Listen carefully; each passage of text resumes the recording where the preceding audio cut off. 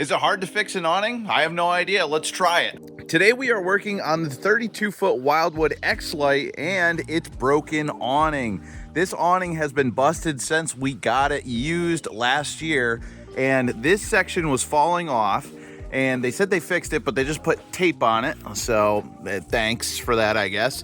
And then this started to fall apart at the end of the season. So awnings are paper mache and they fall apart, and I've been very, very afraid of this happening, but I think it's gonna be pretty easy to fix. I measured from the middle of the support arm to the middle of the other support arm to get the measurement, and then I got a brand new awning from this website, which I can't remember, so I'll put it right there. And this is how it showed up. It's Solara by Lippert, something like that. So we're gonna open this up, lay it out, and then kind of document how to change this thing out as a newbie. There it is, all laid out. I put just a rock on each corner just so it wouldn't blow away, and we're gonna leave it in the sun to bake for a little while just to make it really nice and malleable, because we're gonna need to roll this up tight. I don't think this is going to be a one-man job because we're going to need to slide the whole thing out and then slide the new one in. So Nick and Ben should be coming to join me here in a couple hours, and then we can go ahead, get the old one off and get the new one back on. All right, I got my helpers here. We're securing the arms here because we got to remove some tension, and then this is going to come out of the channel and we got to remove some bolts up here. So essentially that's what we're doing, but we don't really know what we're doing, so we'll figure it out. There's also these 8 or 10 millimeter. We'll find out in just a second. You need to remove those so that this can slide out of the track. Whoop, slide on down. All right, this little self tapper was actually a 6 millimeter, which is, oh, I'm sorry, a 7 millimeter, which is really small. And then these here are a size 2. You're gonna go ahead and undo all of these and try not to lose them. So as you can see here, we removed the end caps, and that released the entire cylinder with the wrapped up fabric. That leaves the remaining fabric in the back here, which is in a channel. We tried to pull on the channel, but we're getting a lot of resistance, and what we noticed is that when they tried to repair it, they slathered a lot of glue inside of the track. I'm not sure what they were trying to accomplish with that, but that's what they did. So instead of holding the cylinder over our heads for a while, we decided to just cut the fabric, and then we used an X-Acto knife to try and score the glue, and once that was done, it slipped right out.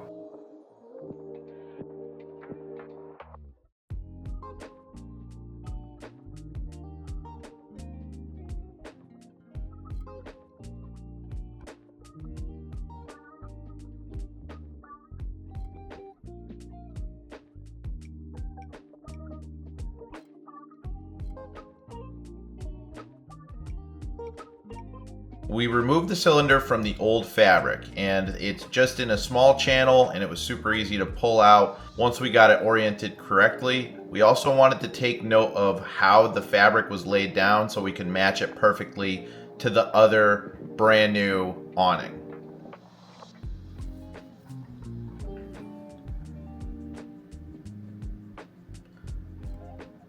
That's why we went ahead and turned around the new awning here so that we can orientate it the exact same direction.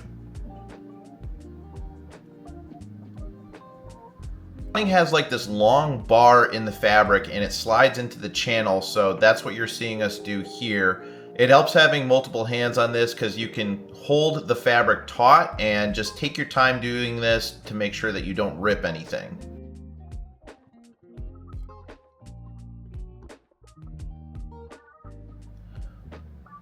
Once that's all set, we just rolled up the awning nice and tight and tried to make it as square as possible, and it was time for reinstallation.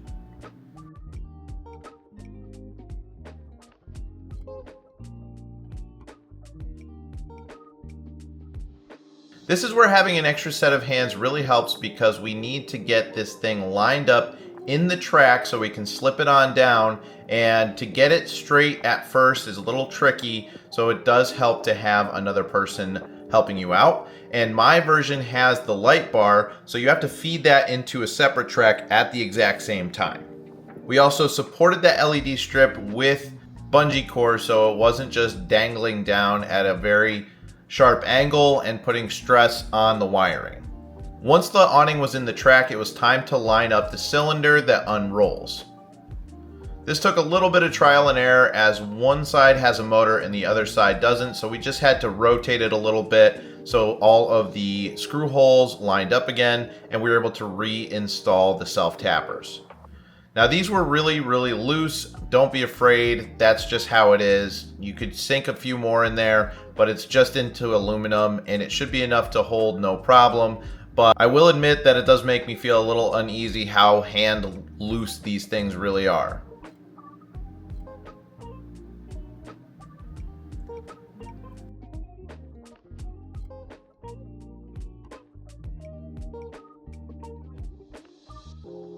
Now before we run it back out, we're just going to cut the ties and make sure that the arms are free to move, and then we go ahead and extend it out. And look at that, the new awning is in place and it's working great. All right guys, so the awning is on, it is doing fantastic, and the install was really not that bad. If me and a couple of buddies can do it in a couple hours without knowing what we're doing, you guys can certainly figure it out as well. So I encourage you to do so if you need to. And next time we do it without filming, and now that we've done it once, like if this breaks again, I bet you we could do it in under an hour. And I was skeptical about the black color because the other one was like a gradial dark gray to white. But honestly, I kind of dig it. I think it looks really sharp, really nice. And attaching the light strip also wasn't that big of an issue either. You just have to attach it at the same time. I don't know if I mentioned that in the voiceover, but it's there, it's working, we're good to go. So thank you guys so much for watching. I will see you on the next video.